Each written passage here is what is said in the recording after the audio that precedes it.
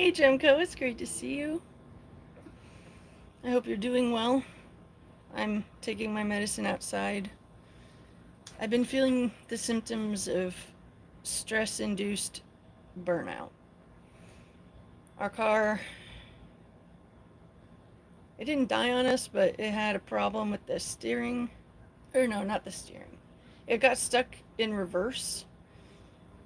Thankfully, my dad thinks it'll be an easy fix, but we've been grounded, unable to work the last few days because of the car. I think God let the car get down so that we would take a break and not burn ourselves out. This life is hard. Hope things are going better for you.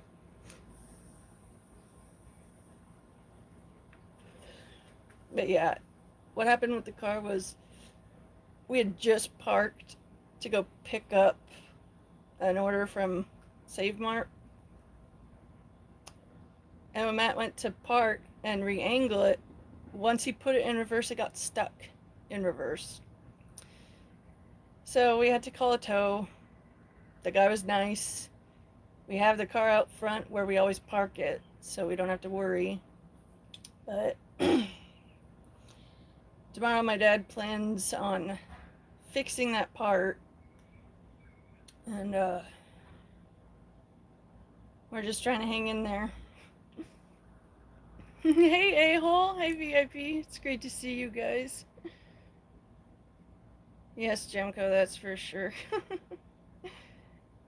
Oh, A-hole, I have missed you. If you guys are wondering what I'm schmonking, it's All's Well, and I'm smoking on their strain King Louis, and it's pretty delicious. It's got an earthy, citrusy taste to it.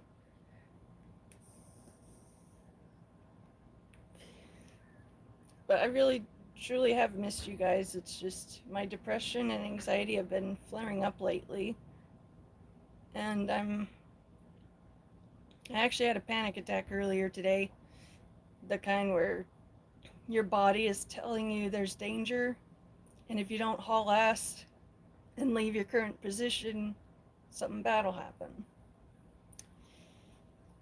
And so, after a ton of praying and looking up ways to manage a panic attack, I'm now taking the final clencher that should help fully. I'm from the very center of California. I'm physically very tired on the weak, fatigued end. Emotionally and mentally, I'm drained, but in a good spot for now. And I'm just happy I'm well enough to handle standing outside in the backyard smoking and talking with you guys again. What happens, just remember. There's some of us. Thank you, A-hole, and thank all of you guys. Okay.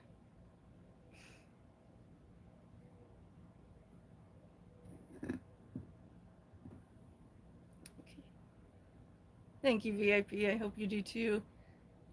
All right, Jemco. Well, I hope that you have a really happy walk with your dogs. I would love to take Sadie for a walk, but I just don't have the energy to do that. But I'm learning to not push my boundaries too far, because I tend to do that, and then I pay for it later. It's a hard lesson to learn, but the sooner you learn it in life, the easier it'll be to handle.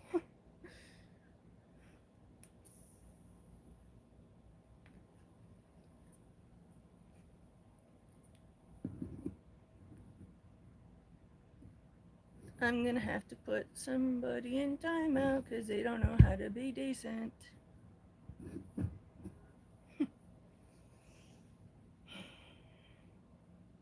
But thank you guys. I really do feel less alone knowing you guys care.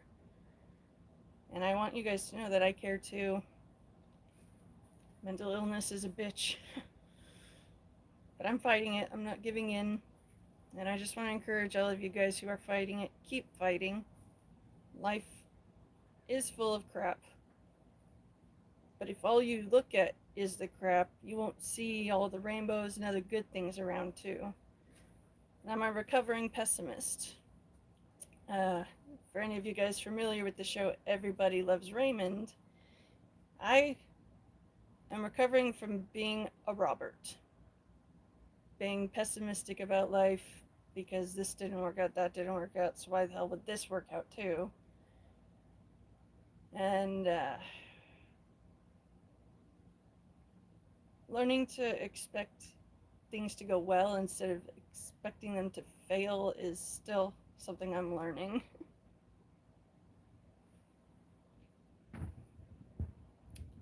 I have a bunch of medical issues: scoliosis, arthritis in my lower back and pelvic bones. I have discs degenerating in my lower back, and I have nerve damage. And my hip bones are permanently set unevenly because my right leg is shorter than my left. And not only are they uneven, they're also tilted at a slight angle. So just existing is quite painful. But this helps me not feel that pain. I also deal with horrible headaches, migraines, and I have celiac and IBS, so I have a lot of different things I gotta manage every day, and it's draining more times than not. But I'm still here.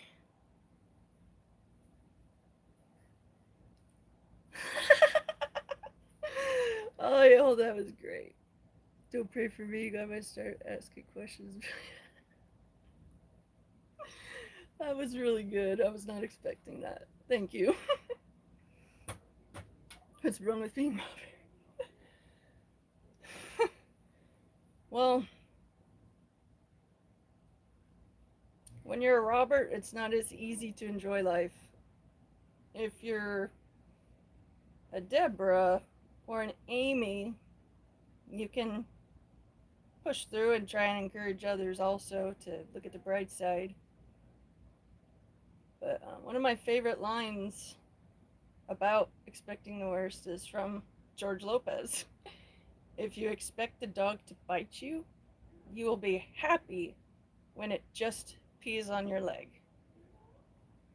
So, in other words, expect the worst so that when it's not the worst, you won't be as upset. Yeah, I'm trying to treat my pain. I've got King Louis right here, and it's very delicious.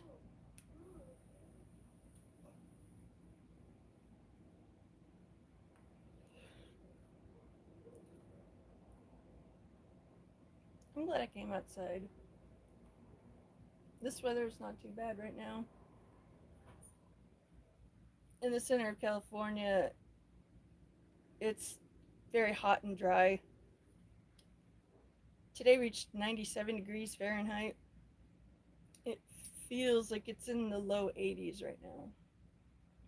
So I'm feeling pretty comfortable. And I'm enjoying talking with you guys. What would I be willing to sacrifice to the family? My left foot.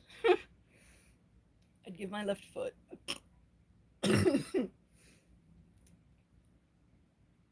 For one, could even out my legs. And two, I wouldn't have to deal with the seemingly incurable athlete's foot. I'm not a dirty person. I maintain good hygiene. My body just likes to throw a monkey wrench into the works sometimes. You're glad you're a cat person. Oh, that's good. I've actually seen harnesses for cats. Like if you want to take your fucking cat for a walk. And I'm like, how many pairs of shoes will that cat piss in as revenge? I'm very happily married. My husband is taking a nap right now. He doesn't have as many health issues as I do, but we do share a few, and he's getting some much needed rest. And when I go back in the house, if he's awake, I'll continue streaming from my room. If he's still sleeping hard, I might just come back out here again. He has really bad insomnia, and I've started fidgeting in my sleep. Like I'm an angry little kid who can't get the blankets right, so she gets angry and wants to just punch the pillow, punch the bed. Having to maintain your inner toddler is hard work. I feel that toddler type tiredness and anger of everything. Like when you're a little one and you don't get your nap time or your juice box and you're expected to go have fun. I feel that type of tired where little things could set me off. I wouldn't say I would cry over spilt milk, but it would definitely not help.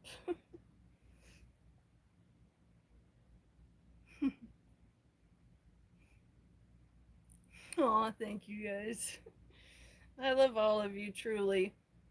You've been a really bright spot in my otherwise fairly dark life.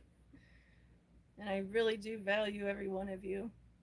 And I truly do pray for all of you that you'll have the support and the strength to handle all that you're having to deal with right now. I'm having to manage all these health issues, plus grieving the death of several family members over the years. I miss them just as much today as I did the day they died. I lost my grandma from cancer, and the timing of it was kind of fucked. She was having symptoms, and on 9/11, 2001, she was diagnosed with a very rare, very fast spreading cancer. And by the time they discovered it, it had spread to her lungs and her nodes. She was beyond saving. I lost her the following April. So when she was diagnosed, she only had a few months left to live. And I miss her every day. I also miss my basically adopted brother, Jape. He lived with us for a while. He had cystic fibrosis. He had a double lung transplant many years ago. But when you have CF, eventually the lungs fail. And I lost him 4 years ago, this mid February. And other family members too. So I carry a lot of grief and pain in my heart. And I hold a lot of tears behind these eyes. But I remember I'm not the only one dealing with this. And it helps me not feel so bad. It's a wolf pit. Yeah, it is a wolf pit. You were correct. Good guess. I assume you have one similar? I'm smoking on King Louis right now. I got this cartridge for $20 with taxes included because the brand Allswell is fairly new to the dispensary we always go to. And so when they got introductory sales going on, we can expect to pay as little as half normal price because they're trying to get you to try their product, see how awesome it is. And then over time, they slowly increase the pricing. And then another brand gets introduced, rinse and repeat. All I know is I've been very blessed to have constant access to this when I need it.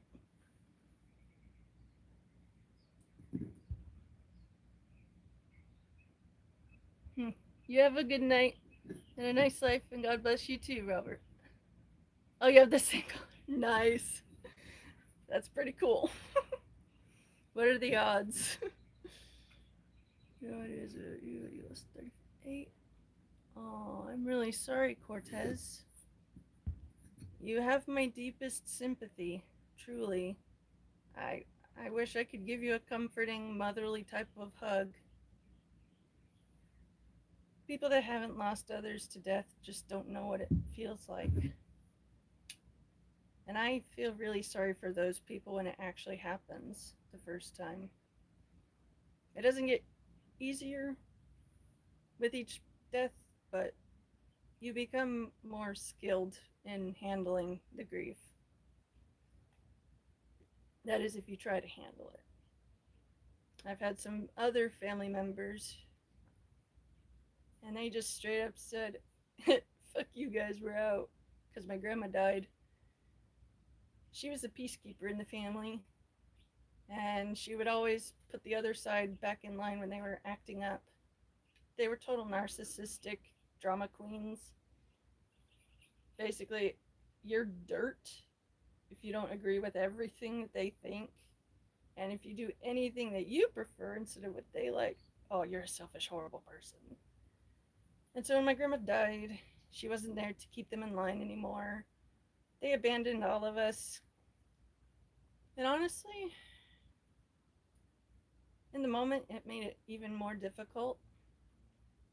But looking back on it, if someone who's supposed to be family to you leaves you because someone else that you know died, then you know that that person that left you never really loved you for you.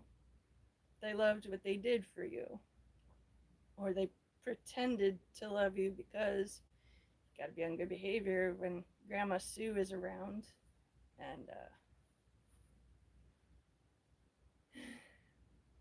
my heart goes out to everyone who's lost a bunch of family, whether it's to death or a rift in the family.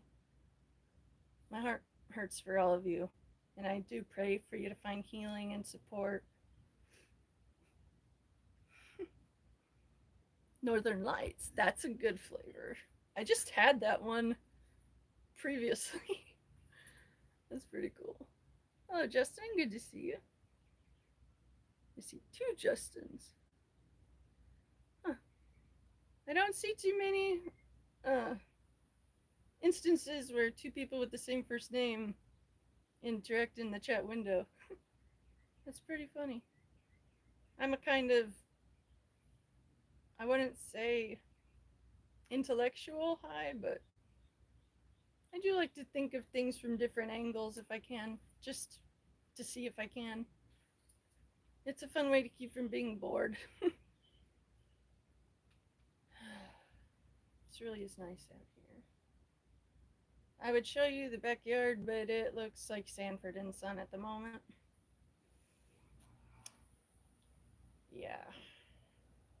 If you've never walked through a junkyard where you have to literally watch where you step so you don't trip on stuff, I could see it's not fun living with it. But I try not to bitch and moan about it because my parents are providing us room and board, no charge. They just have us do the housework. And it's an arrangement that works, but I really wish my dad could stop being Fred Sanford and be more like Lamont.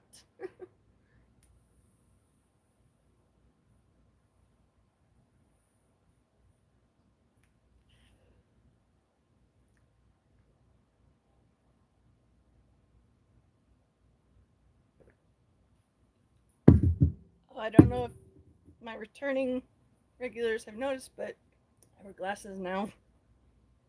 These are new. They're light metallic purple. I really love how it looks like chains.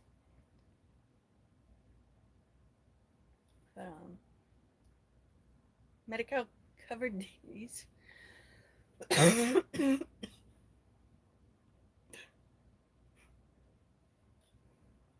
I got a big wood carving bee flying around. I'm a recovered arachnophobe, and getting over. One moment.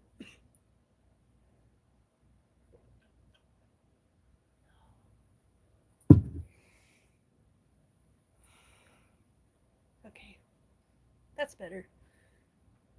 But this big dumb black wood carpenter bee keeps flying around trying to find a place to eat out of our home. I used to be terrified of most bugs, but making myself get over my fear of spiders, it's helped. I don't I don't feel true fear over bugs anymore. I still find roaches and flies and fleas and mosquitoes horribly disgusting, but I don't I don't freak out and scream like I did when I was younger. Hey Bondable, so great to see you. And hey Ricardo, it's good to see you. I'm happy for all you guys being here.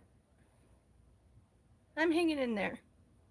I redid my colors earlier, purple, blue, and I was fighting a hell of a headache, but getting outside and getting, excuse me, getting relatively fresh air and smoking in the backyard it's soothing.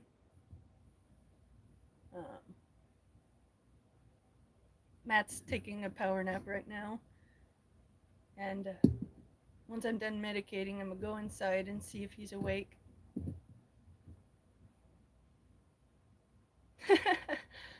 That's true. Okay, given the choice to try to create your own family, you're middle-aged, 40s, 50s, or never be able to. Well, I've always been in the never been able to category. And I didn't find out about that till I was 15 years old. To make a long story short, with my Turner syndrome being undiagnosed, I still look like a 10-year-old boy, torso-wise, at age 15. And everyone on my mom's side was early bloomers, and my dad's side of the family were on-time bloomers. And so when I still looked like a boy at 15, my mom knew something was wrong. And then the doctors discovered I have Turner syndrome. Not a severe enough degree to make it obvious when you look at me, but it was enough to make me unable to ever have kids. And I had to be on full hormone replacement. And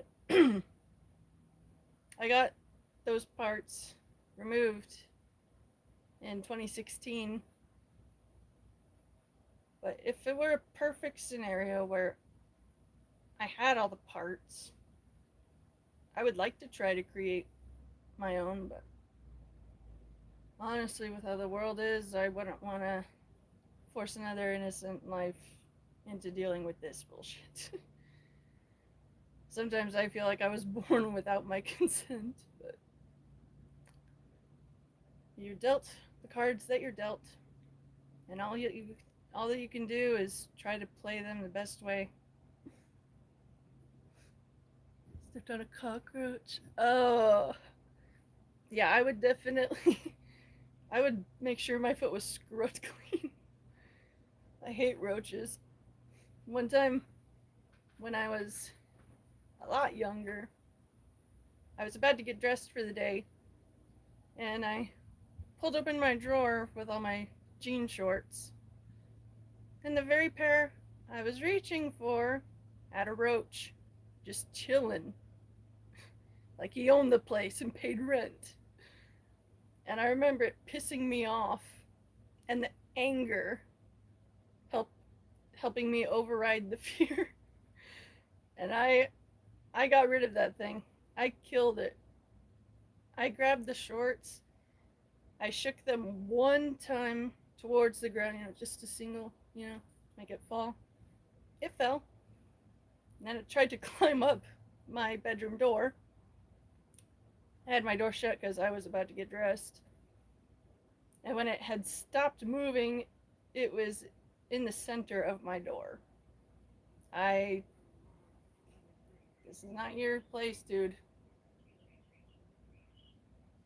I got so angry with it that I grabbed a couple Kleenex, folded them over, and I just I crushed it on the door, and then I used a bunch of sanitizer wipes. It's funny how anger can override fear. I've I've known firsthand. So if you're afraid of a bug, be angry with it instead. It's a little bit more tolerable that way.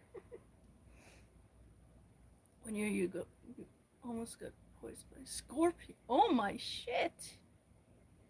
I I'm thankful to say I have never been bitten by any venomous, dangerous creatures. I gotten bit by a wasp, neighbor's dog when I was a kid. A praying mantis pinched me once. And one of my jumping spiders from years ago got so excited for the wormies that she didn't fully calculate where to go. And so when she jumped for it, she bit my fingertip. It did not hurt as severely as I thought it would. It just felt like getting poked with a normal needle. And the funny thing is, it left a tiny little dot for a scar for like almost a year. And I'm thankful to say I never got bitten by venomous, dangerous spiders. It's the most painful bellyache I've ever had. I would say it was when I was in my late teens, I think. I had severe gas buildup in my belly. If you put pressure on my belly, it felt solid.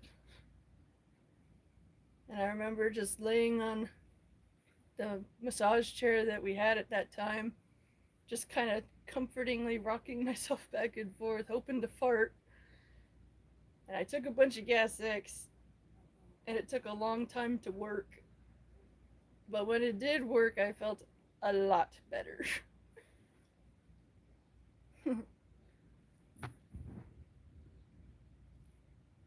Oh, but as far as, um, well, I want to amend that answer. Would you consider the side as part of the belly? Because if so, then I will say the pain of your intestines folding over on themselves. That started in 2014, and I literally thought I was being stabbed by something invisible. And I'll never forget that feeling, being hopeless, unable to treat it. But it's just funny to think that was the first real indication that I had celiac. Oh wow, it fell onto your chest. Oh, that's terrifying. Oh, thank you. Good morning to you too. Yeah, I would run for my life. Holy shit. Lebanon. That's pretty. I agree with Cortez. That's pretty dope. I've only ever been to Mexico. It was Cancun, Mexico, when I was 14 years old. So, other than that, I've always stayed in the U.S. But I've always wanted to go to New Zealand. My brain was farting for a moment. And I'd love to tour all the landscape where they filmed Lord of the Rings. I'd love to live in a hobbit home in the hills, honestly. But I'm in a decent home with my parents, so things are not how I preferred or planned, but it's still good.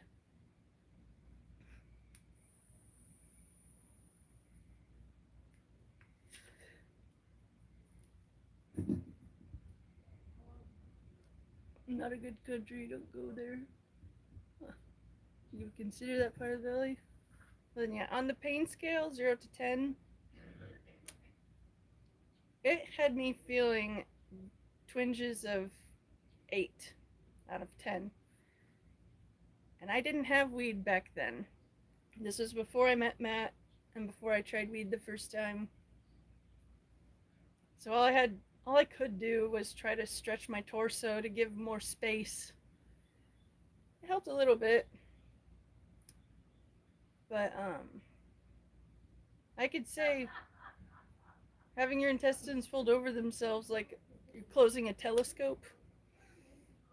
It's a bad experience. If you have a healthy digestive tract, be thankful.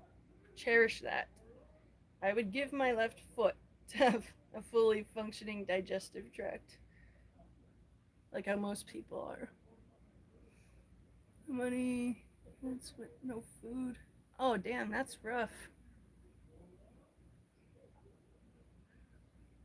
Hey, Lepardo, it's good to see you. I'm chilling in the backyard, taking my pain management.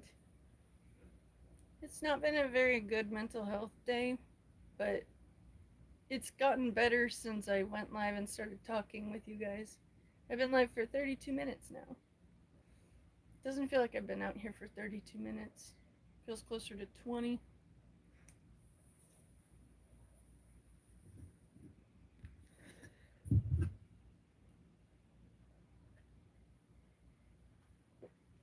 I have a funny brief story about our gecko. I was having him rest on my forearm because I radiate body heat. I don't retain it well. So he was soaking up the warm for a good while. And then when he felt warmed up, he moved up to my shoulder, soaked in that warm. Then he climbed on top of my head without me having to put him there.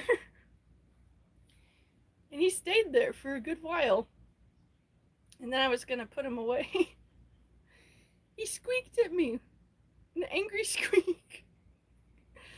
So picture this. The little gecko on top of my head. I reached for it to try to take him off of my head so I could put him away, and he squeaks at me.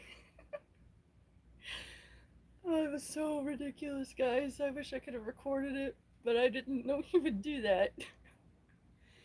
He usually only squeaks when Matt handles him, because he is more on top of visually inspecting all of our boy, which involves holding him in positions he doesn't want to be in.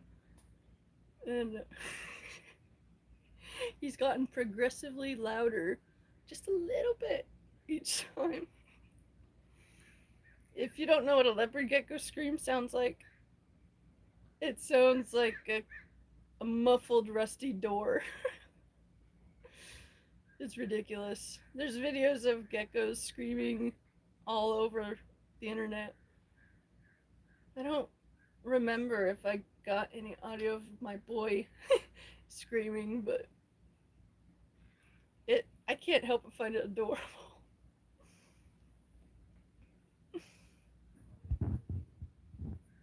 You clench your stomach muscles to make the gas go up and then make sure you go. I never tried that. I've done the maneuver where you have your hand on your belly and then you use your other arm to push just to apply gentle, constant pressure. And I'll go up and down a little bit so that anything that could be farted out will be helped out. And if I can burp it out, get rid of that. But that bee is still trying to find a place to chew a new hole into. That's funny. But every morning I have to use the backs of my fingers, my knuckles, to clear away a bunch of phlegm in the back of my throat. I have sleep apnea and allergies, and so a lot of the times I will wake up with a loogie stuck to the back of my throat, and I have to work to loosen it up and get it out, and then I can start my day. I don't think it's normal to have to use your knuckles to loosen up phlegm in the back of your throat. But I haven't really had. I never really had enough of it to consider it problematic and worth seeing a doctor over. But what else was I gonna say? I forgot. Yeah, life is hard, but it could be worse. Whenever I'm upset about anything, I just tell myself it could be worse. No matter how horrible your situation is, there are people that have it worse than you. And I say that phrase with the intent of providing comfort in knowing there are other people dealing with some rough shit too, but theirs is a little tougher. And so I forgot where I was going with that. That's the one side effect of pain management that it kind of gets on my nerves. I'll be in the middle of a thought and then my brain's like, nope, you have no memory of what you were literally in the middle of talking about. And good luck trying to figure it out. I have to mentally backtrack to the latest thought I had and then make the jumps and then. Oh, yeah, I remember now. There's a cartoon picture of two wolves. One of them is a little wolf pup, and it's got a single arrow, and it's on the ground, bleeding. While the adult wolf is standing right next to the pup, and the wolf has like 7 or 8 arrows. And the adult is having to stay standing while their pup gets taken down by one. And I hope to be the wolf with the 7 arrows for you guys. When your mental health is not kept in check, things will go wrong. And so I just want to encourage any of you who are not taking care of your mental health to please at least read some self-help articles on how to improve your life. It can be done. It just takes a lot of work. You have to be like Saitama in One Punch Man. Just an average, normal dude, but he pushed himself past his limits until he was the strongest man alive with no hair. And another encouragement is I can't be Saitama if I let this keep me down. I gotta fight it. And so I just want to encourage you guys. I'm having a hard time, so I can relate to you having a hard time. And I love and I care for all of you guys. Well, thank you, Cortez. I appreciate that. And thank you, VIP. I really appreciate it. Your kindness truly has improved my quality of life because I actually have friends again. And I thank the Lord that you guys found me and that you hung around a bit to see what I'm like. And I'm happy that you stayed and that you continue seeing me. Having real people that are friends on the other side of a phone screen, it truly is comforting, and I thank you all for that. This man be going through tough things. He's going to die because of when you're sick. That reminds me. When I was a little kid, I think my brother was 3. I think I was about 6. We both were sick, but it snowed. It never snows in the very center of California, but it fucking snowed when we were sick. So my mom made us bundle up with good shoes, good pants, a jacket, a hat, and mittens, the whole works, only for a photo op. She let us play for like 5 minutes and then she made us go back inside so that we wouldn't get more sick. back then I was mad because I'm like, the snow came to me and you're telling me I can't go to it?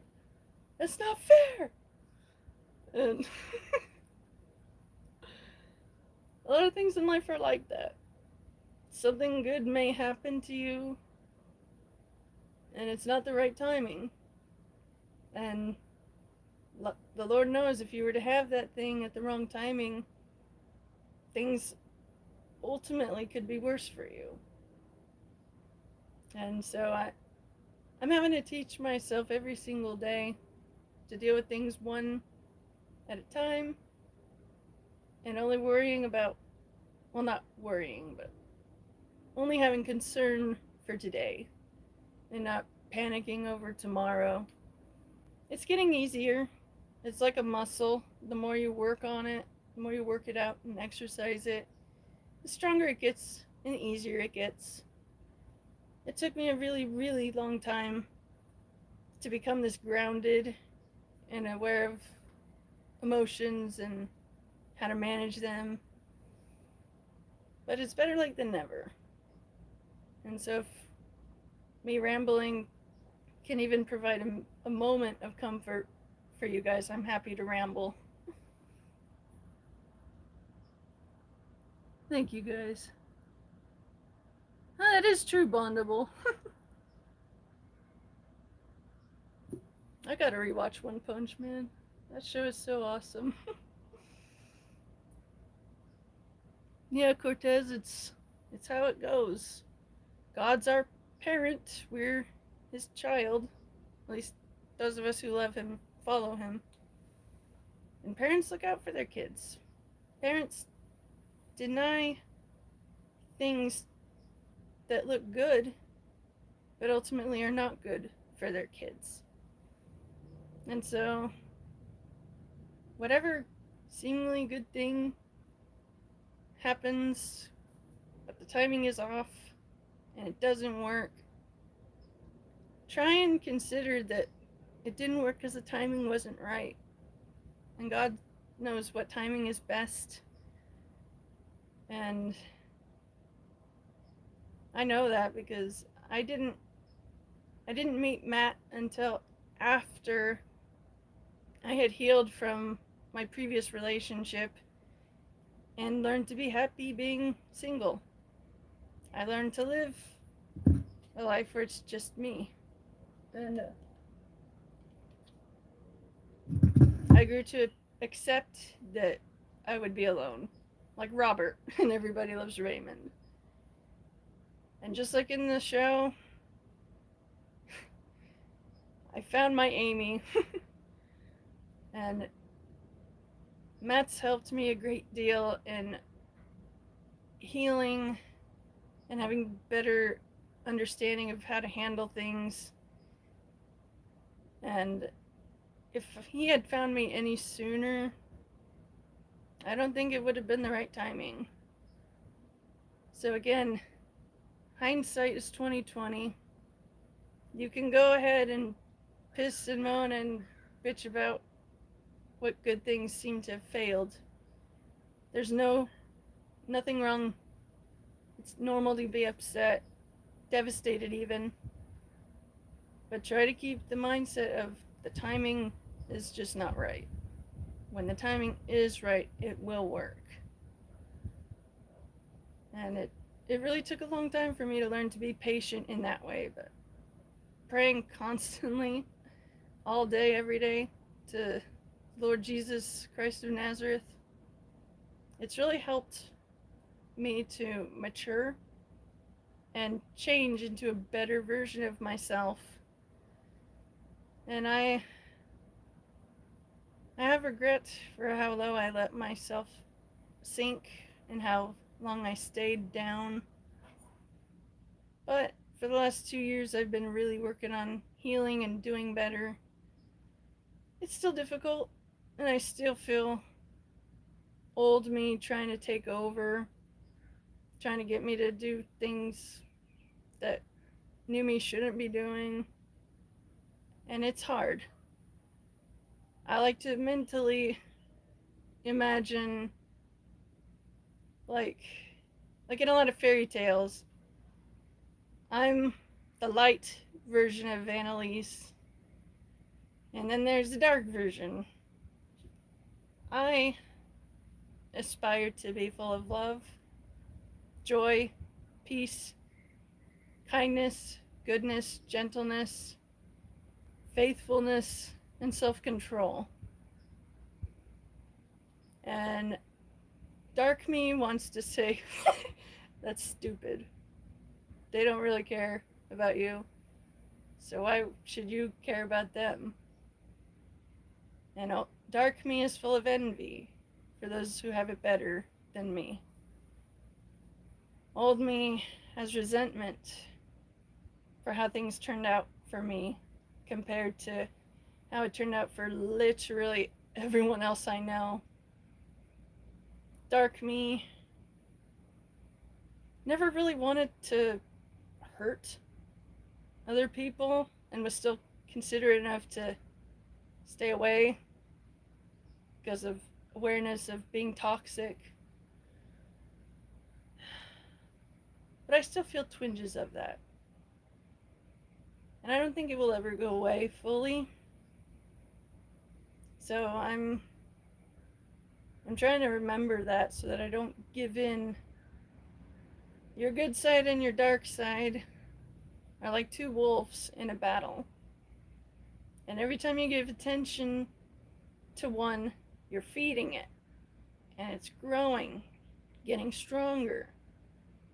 So if you stop feeding the darker version of you and you focus on actively feeding the light version of you, you will be happier. It may take a while, but it's worth it. You should always aspire to be the best you that you can be. And I can truthfully and shamelessly say I wouldn't be who I am if I didn't have Jesus in my life. So if any of you are not followers of Jesus Christ of Nazareth, you don't have love for Jesus in your heart, I can assure you that I am truly praying for you, that things will be easier for you to handle, that you'll find the support you need. And I just want to say, Jesus is waiting on you to reach out to him. He wants our love for him to be genuine. He wants us to want him. And so he waits. We got to go to him. He died on the cross for us. So the very least we can do is make the effort to go to him, because he's in the same spot as always, waiting for you. And he's loving enough to not just up and ditch you. So I want to encourage you guys, get right with Jesus if you haven't yet. The rapture is coming soon. I wish it would have happened a long time ago, truthfully. But it'll happen when God deems it to be the right time. And none of us know when it'll be. The Bible even says, not even the Son of Man knows the second it'll happen. God the Father does. And so I'm trying to live life as if the rapture is not going to happen, because a lot of cults have had their believers fixate on a set date. And then when that set date thing doesn't work, they're devastated. They don't know how to react. And so don't put timelines on God's plans for your life. You can try to. You can have goals in mind. But it's always best to go with what is best. The easier road is not the best road. There's a reason why they say there's a highway to hell and a stairway to heaven. I want to encourage you, get off of the highway. Go towards the stairway with me. so that we can be together in perfect unity and harmony as we're in the presence of God, feeling nothing but His love and grace. It's not too late for you, but you don't know when your last breath will be. So it is quite urgent that you get right with God now if you haven't yet. I'm trying not to be preachy, but I care enough to have the courage to say that because I love you guys.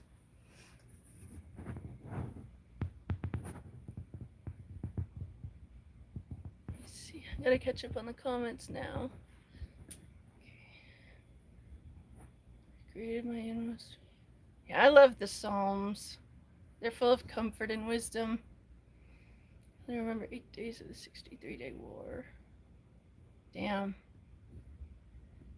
I'm thankful that I don't know what it's like to have a war hit where you live. I'm very thankful. And I try not to take that for granted. Okay. Girl your age, 14, but in your religion you can't look. Can't even make eye contact? That's rough. Understanding your true self is a beautiful and powerful thing. Thank you guys.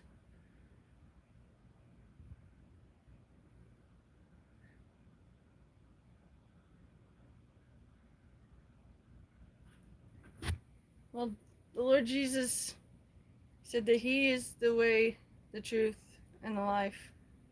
And no one goes to the Father except through Him. God can't allow any imperfections into heaven. If you've ever sinned at all, you have imperfections. I like to say it's like we're given white clothes when we're born, but we're all born with a black spot because of Eve. And as you go through life, you accumulate dirt and some tears, and it's far from being a pristine, clean, undamaged white shirt. And only Jesus can take away the black spot and all the other dirt and damage that has happened as you've gone through life and made choices. And I don't wish to make anyone feel condemned. I just know what the bouncers' requirements are, and I'm trying to warn you all before you get to the front of the line to enter the club and you're denied access. So I just want to be the one that tells you the requirements so that you'll know what to do and you'll be able to secure your spot in heaven. I truly wish everyone would be saved, but God gave us all free will, and it's up to us to decide what we do with our lives. And I'm just trying to make better choices. And I just want to lovingly encourage and support you too. Yes, John 3:16 is beautiful. On a different subject,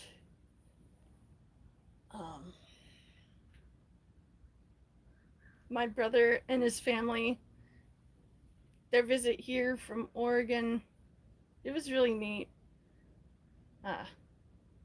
My brother John, he's 3.5 years younger than me. He's married with 2 kids, and they're adorable. And it sucks that they live all the way in Oregon, but I'm happy for them being in Oregon. We're trying to move to Oregon eventually, but we have a mountain of debt to get rid of first. But if the rapture takes long enough, ideally we'll be raptured when we're living in Oregon. We can make our plans and we can try to write in the timing, and God will look at your timing and laugh and put in the better timing. Hey, Imbro, it's so good to see you. Um, what? This is not a child-friendly live stream. This is for adults only because I talk about stuff that kids shouldn't hear it being talked about.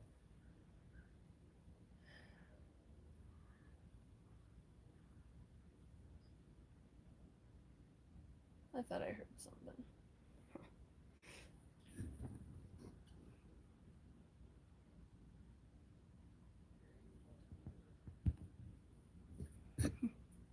Thank you guys. Really appreciate that. Yeah, the thief confessed his sin and he knew he wasn't worthy of heaven. And he knew that Jesus was truly the Son of God, and that's why he believed. And that's why Jesus took the thief with him to paradise.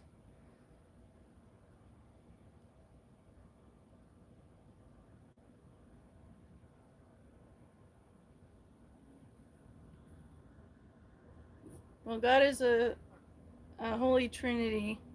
There's God the Father, God the Son, and God the Holy Spirit that indwells the hearts of believers. And they all make up God, but at the same time, they're all individuals. It's like water being suspended in different states. It's all technically water, it's just rearranged differently. And the Holy Spirit in us helps us make good choices, brings us comfort when we're hurting, gives us wisdom when there's a tough call that you got to make. And I also pray to Jesus and God the Father. I call him Father when I'm praying because he wants us to love him like children love their father. And he wants to love us as a father loves his children. And so God the Father is the one that decided when and how everything is going to go. And Jesus is not ignorant or lesser. It's just his role is slightly different. And I just wish that the rapture would have happened already, but we can only deal with what's in front of us. But I'm gonna smoke a little bit more. And honestly, I think I might cut this stream. But I also might pull out my boy if he's in easy reach. My leopard gecko loves to hide. He's pretty adorable. And so on the not really rare but not super common occurrence of him basking out in the open happens, my husband and I get excited because it shows he's cozy enough to bask out in the open in his little habitat. And earlier he was on my head and I let him stay up there for like 10 or 15 minutes.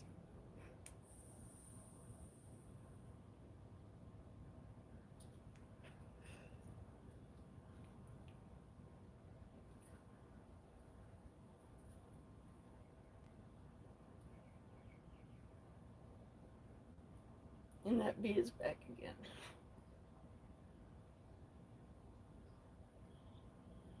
Old me would have been terrified of the bee and would have ran inside at first sight of it. But healed me could look at it and know that if I just stand still and I don't freak out, it won't sting. It won't attack you. Bees are not naturally aggressive. They only sting if they feel like they're in danger or their hive is in danger. I got like 7 bee and wasp stings all growing up. And it was stepping on them where I got stung most of the time. And if you've never stepped on a bee or a wasp and gotten stung on the bottom of your foot, I can assure you that it's hard to walk properly.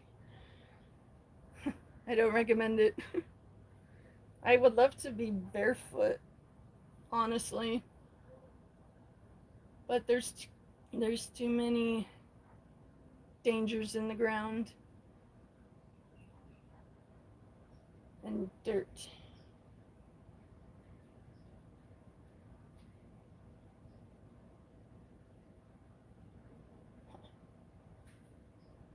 I keep hearing noises that sound a little funny to me, and they keep distracting me.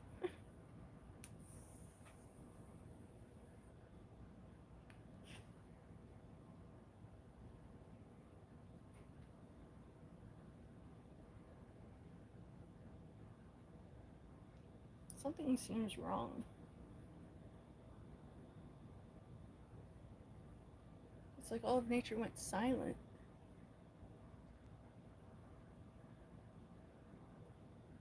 I hear no birds. Oh, I just heard one in the distance. Huh. When you live with a bunch of trees on your property, you get used to hearing birds all the time. And so when they go silent, it gives an eerie feeling. You stepped on a wasp earlier? Oh. Oh, it's good to see that you are back. What kind of noises? I thought I heard muffled voices or something. My brain thinks I hear voices sometimes, like in running water. Something about it makes me hear different voices. Sometimes they sound feminine, sometimes they're very masculine, sometimes they're very angry gibberish, and other times it just sounds like I'm listening to a radio station and I can't settle on a channel. I don't do Ouija boards, I don't do seances. I stay free of all of that, so I know it's not a case of me fucking around and then finding out. I will let everyone else do the fucking around, and I will watch them find out. And it's rough. But one time, I will never forget this. We were pet sitting, and this client has a bunch of pets and a big, beautiful fish tank with all the fish from Finding Nemo. And since it's a good, expensive, big tank, you always hear it sounds like a fountain. And when I would stand in the hallway on the other side of that, it would sound like muffled voices, like a radio on the other side of the wall. And then we'd quickly peek around the corner and see nothing there. And one time we did a little bit of fucking around. We had an EMF reader, and it was being triggered like crazy at seemingly random intervals. And I was curious, and so I asked the air around me a question, because Matt and I both had a weird feeling that we weren't alone, but we couldn't quite put our finger on it. And I was asking, is there another being here that we don't see? Make this device beep and light up red once if you are here, and if you don't beep at all, then we'll know nothing's here. We heard it beep once. I then asked the open air, "Are you of ill intent? Yes or no?" 1 beep yes, 2 beeps no. It did 1 beep, and then 1 beep, over and over. And I dissociated in that moment. I found it funny. And so I asked it some other basic dumb shit, but not spilling any of my info. And I was talking to Matt about how, if there's something here, they're too weak and wussy to show proof. Trying to get a reaction if there was one. I heard the angriest, loud, young adult male voice say, "You want fucking proof? Here's your fucking proof." But it was screaming. And I'm not going to scream out here right now. But I heard it clear as day. And that shook me. And Matt saw me get shaken. And we stopped fucking around after that. And whenever I feel any weird feelings, I pray constantly. And I threaten whatever is in the room. If they're of ill intent, I will pray to God the Father to smite you if you don't leave. And it works. Every time. Sometimes quicker, sometimes it takes longer. But it ultimately always does work. PTSD goes, you think someone's around all the time. Oh, that's rough, Gemco. Presence. Yeah. Yeah, that's true, Cortez.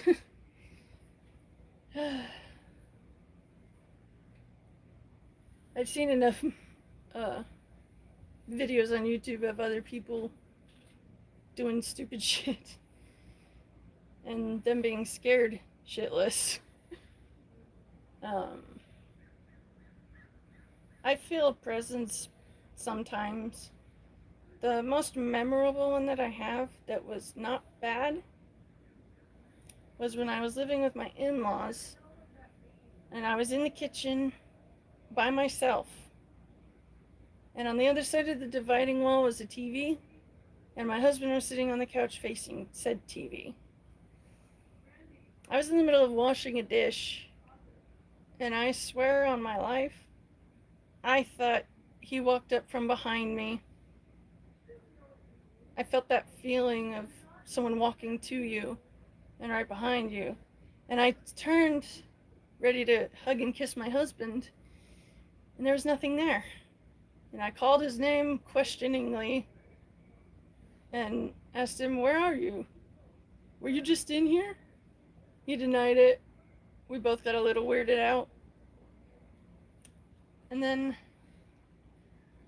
the most visual experience that I remember was when we were living in the trailer at my in-laws. It was an uncomfortably hot summer day. And it was nighttime then. I had to throw something out. And so I opened the trailer door and I stood in the doorway ready to go down, but I always check my perimeter before I leave the safety of wherever I am. I looked to my right while standing in the trailer. Mind you, I'm elevated by like 3 or 4 feet. I look to my right and I see a black shadow that was completely opaque. No features. Can't see through it. It was a solid black shadow looking thing. And just like in the cartoons and funny horror movies, my brain didn't register that right away. I did the classic move of, what? And I saw it go and disappear behind the other side of the trailer. And these encounters make me very thankful that I know where I stand with God. And I know others have a lot crazier stories than me.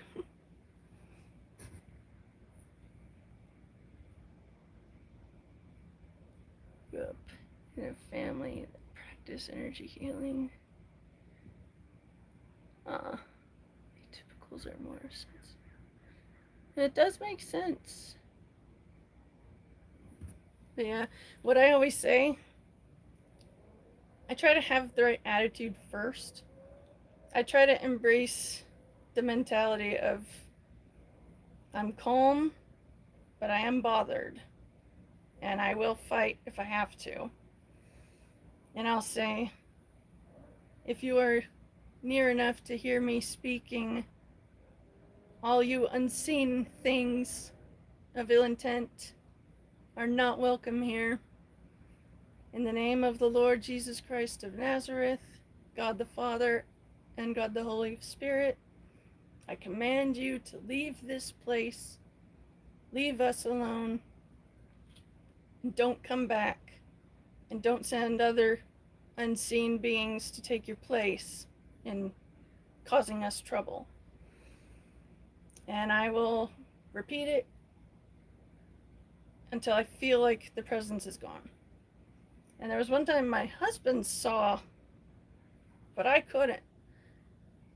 We were in that same living room, and in the very corner, he saw like a face looking at us, and it freaked him out.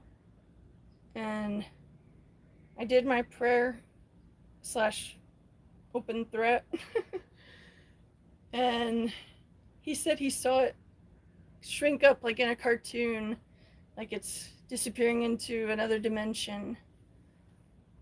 And so I can only imagine how much worse it would be if I was indeed fucking around with unseen forces and finding out. I will pray to whatever guardian angels are tasked with protecting me. Not as if I'm praying to God, but just a, hey, I'm really having a hard time with this. I really need help. If you could help me, that would be very great. And one time I prayed for healing for the top of my head. It was hurting real bad. I felt a warm, comforting, light presence behind me. And I felt a weighted outline of a hand on the top of my head. Just gentle, resting on the top of my head. Just enough pressure to register it, but not enough to be feeling threatened by it. And my headache went away. I don't know why he doesn't fix my back, my digestive tract, or my headaches for good. But he gives me everything that I need to manage the symptoms. And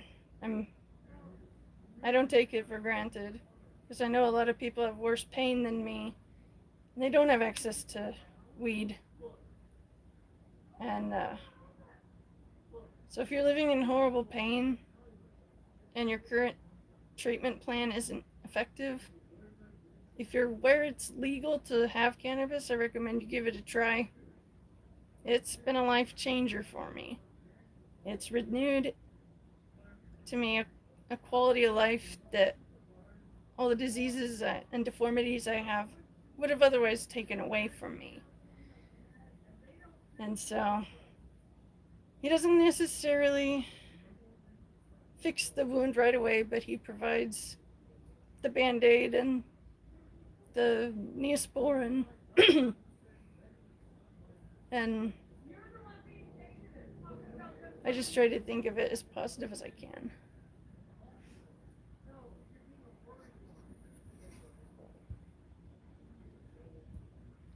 Your mom dies. Your mom does the same thing? Almost identical. Well, that's good. Then she knows. She's smart. I've watched Supernatural and I absolutely love it. I don't take it literally when it pertains to talking about God and the angels. I just find the story fun.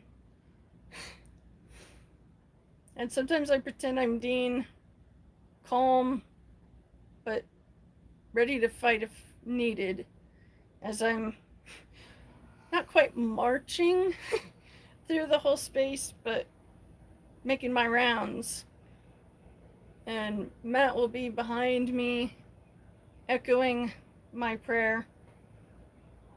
And every single time, within a minute or two, we would no longer sense that bad presence. And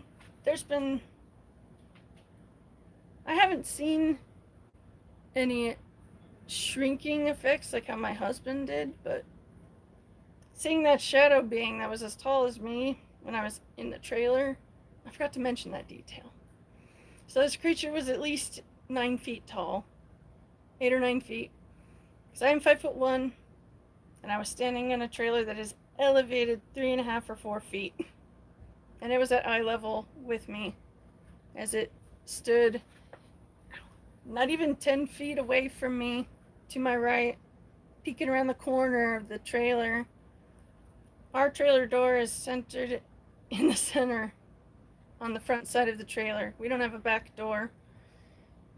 And so it was hiding on the right side, on the outside of the trailer, peeking out at me. And I looked quick enough to see it pull back because it knew I spotted it. And then another time I saw what looked like the predator with camouflage on. It looked like heat waves in the outline of a humanoid. And I remember thinking, what the fuck am I seeing? Is this real? I felt true fear and panic in that moment. And I've only felt true fear and panic of that intensity a handful of times in my 34 years of living. So I'm not going to forget. But what scared me was I was in the trailer facing our bedroom. We have to walk up a couple steps to get to the toilet / shower / sink area. And then our bed is on the other end of that. I was facing the bed, but not on any of the steps yet. And it was standing in the doorway of our room. And I saw it charge at me. And when you see what looks like the predator, when he's in camouflage mode, and he's running at you, I can say it's truly, truly scary. And it takes a lot to scare me. So, I'm trying to think if there's anything else that has happened that was crazy. I'm drawing a blank for the moment. Well, you're in Canada. They legalized it. Yeah, that's good. Yeah, my husband is also on the spectrum. We both have ADHD and autism, and we both have depression and anxiety and social anxieties and PTSD. So we share a lot of the same traumas. So we're able to help each other through it because we know what it's like to go through it. And thankfully, we both are on that end of the spectrum that just makes us a little socially weird. It doesn't impair our intelligence or anything like that.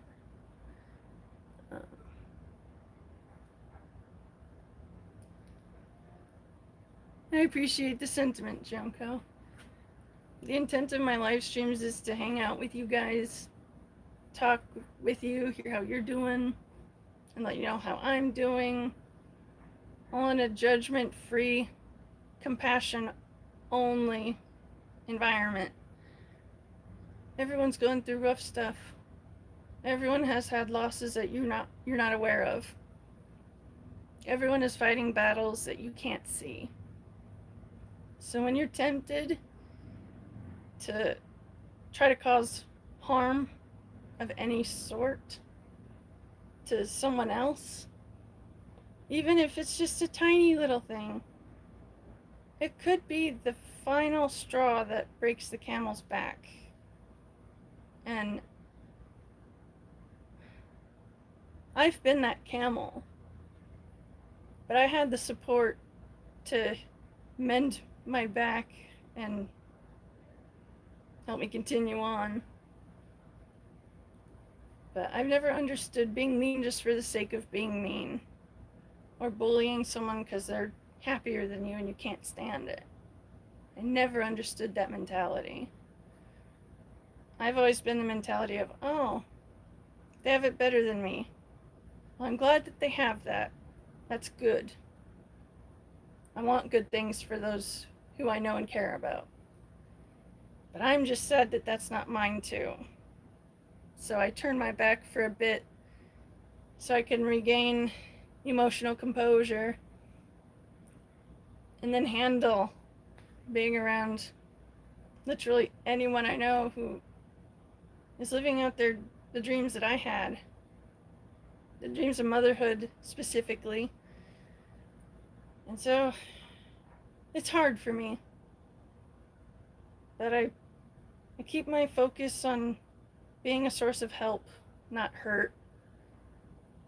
And I always say a prayer for whoever I'm feeling envious of, that nothing bad would happen to them and that they'll continue being happy.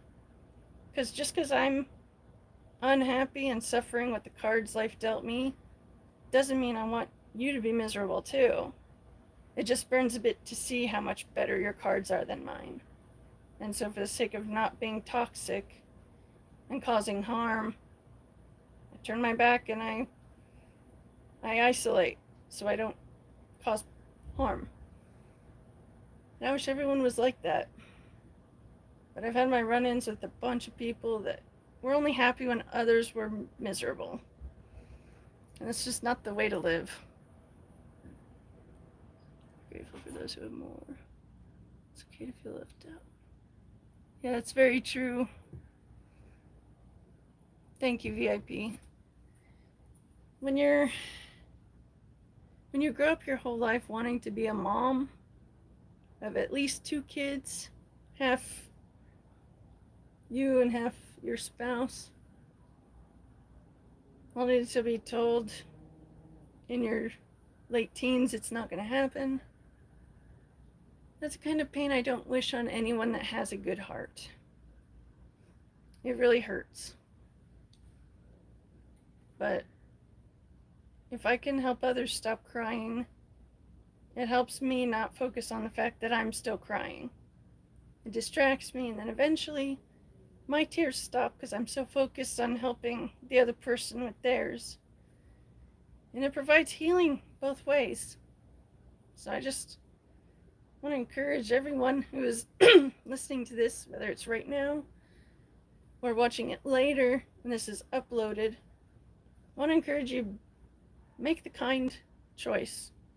If you see someone with a feature or something about them that you find ugly or funny to make fun of, it costs nothing to just say nothing. And sometimes I even make myself say a nice thing because I recognize, oh, that was secretly envy wanting to do some damage. But to counter envy, I give up blessings and kind words to those who I feel envy of. And it helps reduce the envy, but it does keep coming back. It is a regular thing I have to deal with. And I'm just thankful that I have all the resources that I have so I can deal with it.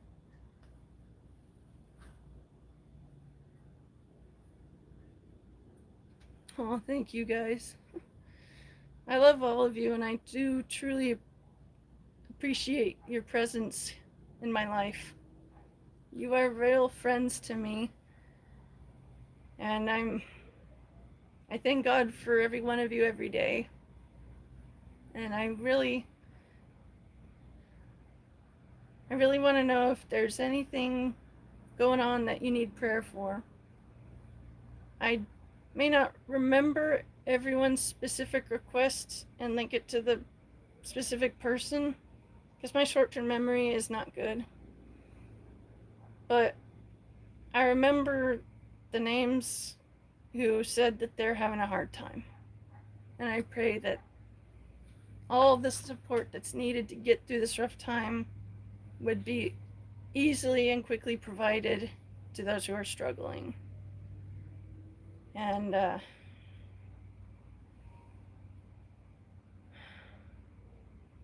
just want to encourage everyone to be kind to each other, because it costs nothing to be nice.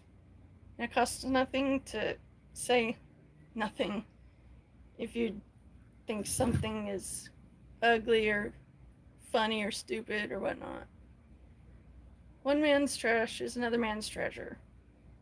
And just because something isn't your cup of tea doesn't make it shitty tea. It's still tea. It's just not the tea that you prefer. And everyone should be looking out to make sure everyone has tea. There's too many dehydrated people. And I like to think of my type of affection I feel for you guys to be soothing, like sleepy time tea. You know, just calming and soothing. Helps you feel better. Helps you wind down. Not feel so upset or burdened by how the day went. And you guys have been that encouragement to me too. Even with my depression being worse,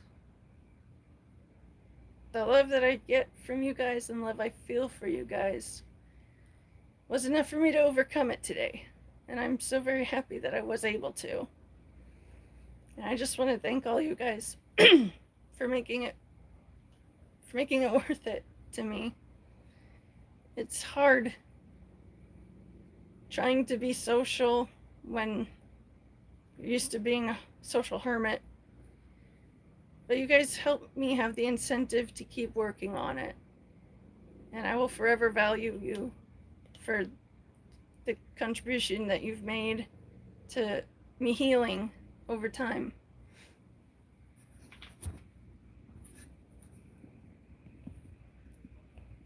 The only thing that is ugly and not worth love is a sin. Yeah. What if it was you who pray? You could use it for your health.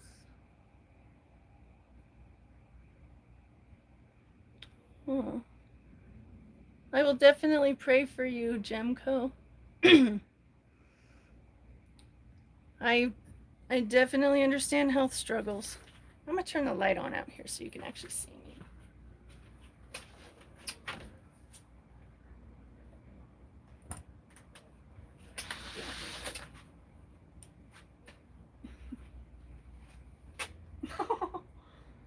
What?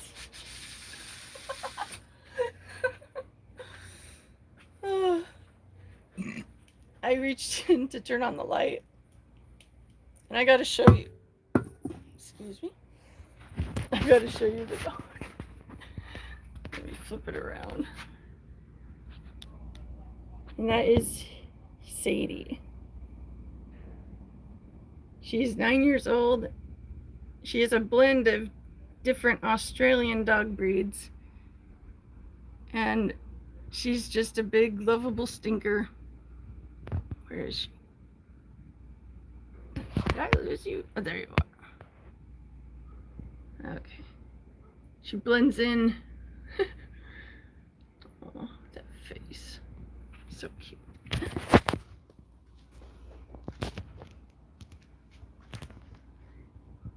It's not like I believe. I understand that, Gemco.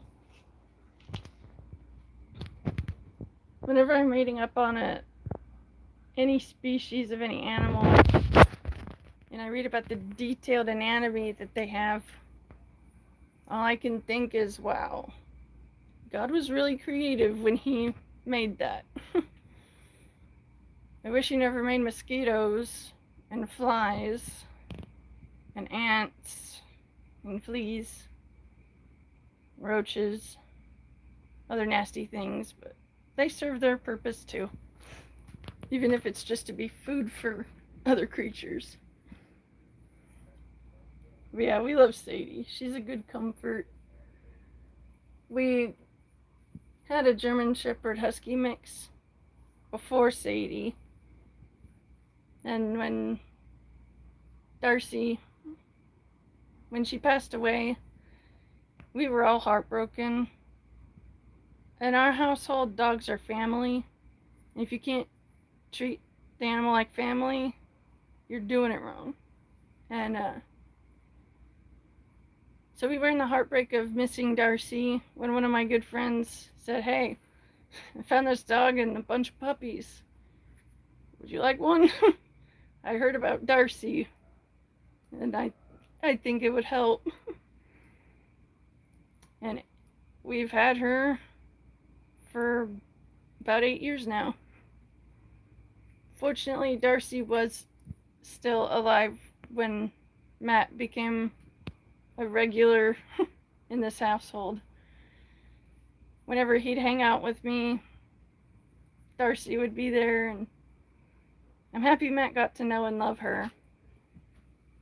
And since Matt was already part of the family when we got Sadie, it was an easy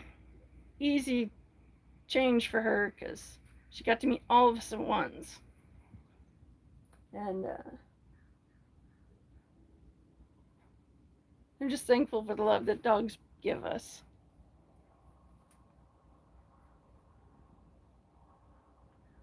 Miracle does explain. Right? It's freaking crazy. Like, I overcame a lifelong fear of spiders and most bugs by watching videos of Lucas, the jumping spider. And then I switched it up a little bit to watching videos of actual jumping spiders interacting with their owners. And I found it adorable. And then I went and I got Muffin, a jumping spider I found on eBay. And she got cozy quick with me, and I grew to love her really quick. And when jumping spider females mate, their body is able to retain the baby gravy and keep it in a special storage until they feel safe enough to have their babies. And so when you have a pet jumping spider that you've caught in the wild and they have mated and they do lay an egg nest and they do give you a bunch of little babies, it's because she felt safe around you. She knew she could start the process and be fine. And for any creature that you care about, having that trust is key. I'll get into marine biology. Yeah, octopuses are crazy. Their intelligence and the fluidity of their movement, it's always captivated me. Thank you, Kanglebees, for the kind words. I appreciate it. I appreciate all of you guys for your kindness.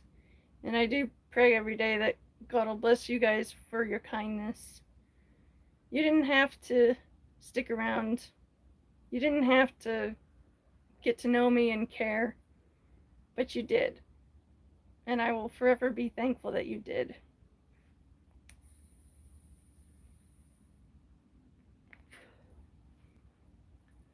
When I first started live streaming, I knew I would have some nasty people.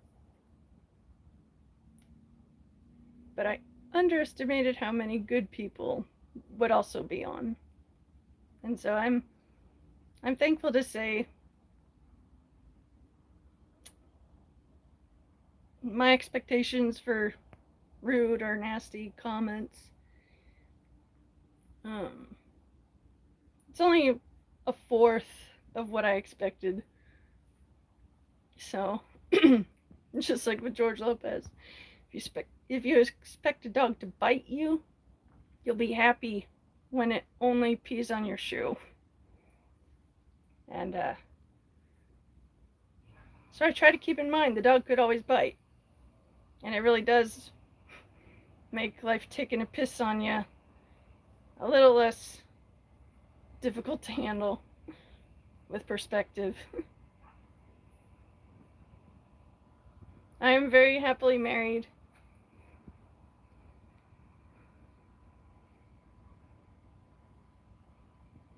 Yeah, that's very true. Well, thank you, Christopher. Thank you, Jim. They hate us because they ain't. I love it. Simple, straight to the point. Whenever I hear that, I think of the interview when James Franco is telling Kim Jong-un they hate us because they ain't us. And then I love how Kim says they hate us because they ain't us. I always crack up at that scene. But I'm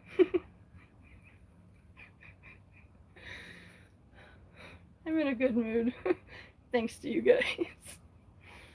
But I definitely recommend the interview.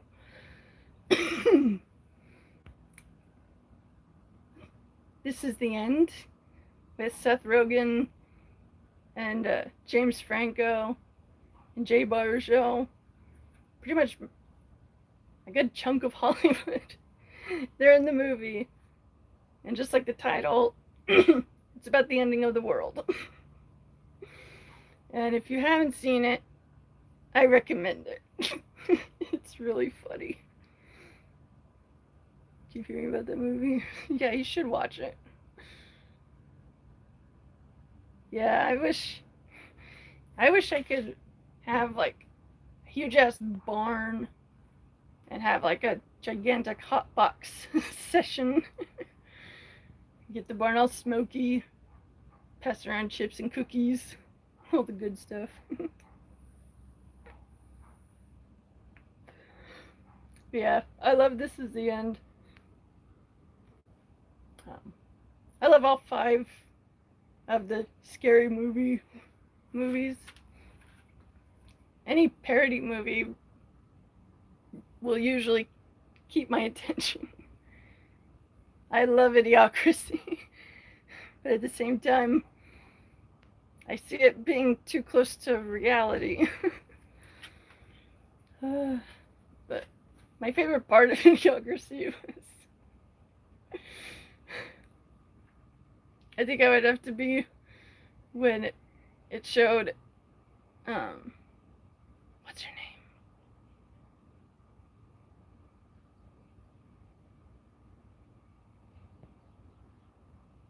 Fuck, I can't remember her name. She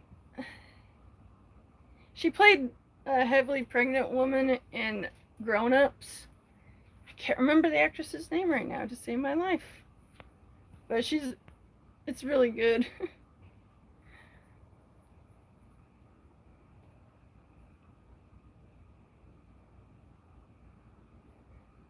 Oh, but my favorite scene in Idiocracy would have to be when the woman that travels in time gets this dumbass to keep paying her like she's a prostitute, but she's making him pay while waiting. And so she has him keep paying her over and over with promises of, oh, I'm almost ready. And I remember laughing so hard thinking, is it really that easy? That's how you want your wedding to be? Yeah, that would be amazing. Oh yeah, the horses though would not need it. I think I should bring that because Spencer. That would be cool. Well, thank you, Jay. I really appreciate that. Thank you so much for tuning in and for your kind words.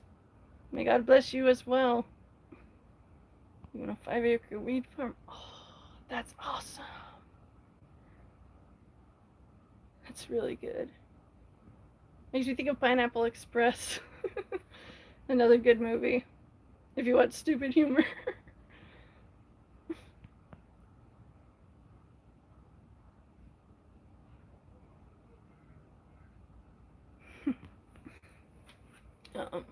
If you guys like zombie movies and you like parody movies, I highly recommend The Walking Deceased. But be aware. Within the first couple of minutes, you will see saggy balls from behind. It's not a huge spoiler. It's one of the main characters portraying Rick Grimes when he wakes up in the hospital. And he's got the hospital gown, but the back is not tied. And when he gets out of bed and reaches for his boots, you see his balls dangling. And the absurdity of that, it broke me so hard the first time I saw it. Shaun of the Dead, yes, I love that. Not another date movie, not another teen movie, epic movie, date movie. Oh, it's so great. Meet the Spartans.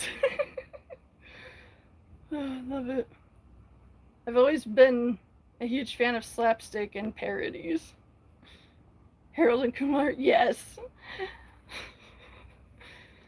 Oh, I gotta rewatch those.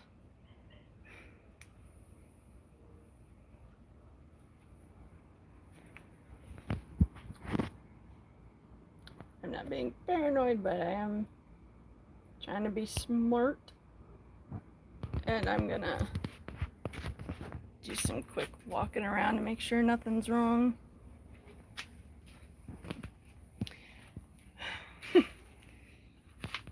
And yeah, I literally have to watch my every step. Living with the hoarder is hard. Or as J-Rock would say, so hard. That's another thing. Trailer Park Boys is amazing. If you haven't seen it, you should. I relate to Ricky with his love of weed and how weed even woke him up from being hypothermic. And his quick temper. Before I learned all about emotions and how to manage them, I would have Ricky's temper. And I would be breaking shit in my head, trying really hard not to actually break shit. But one time I broke one of my favorite mugs, because as every mother and daughter do, she wouldn't let something go, and it pissed me off. I got so mad that she wouldn't let it go that I lifted up my two-handled novelty Santa Christmas mug. It was a big-ass mug, too. I had it just made English breakfast tea. And then she pissed me off. And after minutes of her not letting it go, I got so mad, I purposefully dropped my favorite mug on the floor in front of her. And I said, that was my favorite fucking mug. And then I went out in the backyard, abused the nicotine pen I had at that time. Felt like I was gonna pass out because I hit it with anger. I don't recommend hitting nicotine when you're angry, because I had to literally manually breathe for several minutes. I just hit it like it was just shots of air. I was that pissed. And once I regained my ability to breathe without going into manual breathing mode, I screamed, an angry scream. You know, the kind of dramatic type where you pretty much fall to your knees, but you're balanced on your feet, and you're crouched, and you have your hands covering your ears, I did that kind of scream because I broke my favorite mug because my mom pissed me off enough. And apparently, while I was in the backyard trying to get a grip on myself, when my mom heard me scream, she told Matt, "I'm really worried about her." I found it funny because I'm like, if you hadn't pissed me off, I wouldn't be throwing this pity party tantrum. But since then, things have really gotten better. She's learned to drop it. She still tries to keep it going a bit, but she does drop it eventually, quicker than she used to. But I'm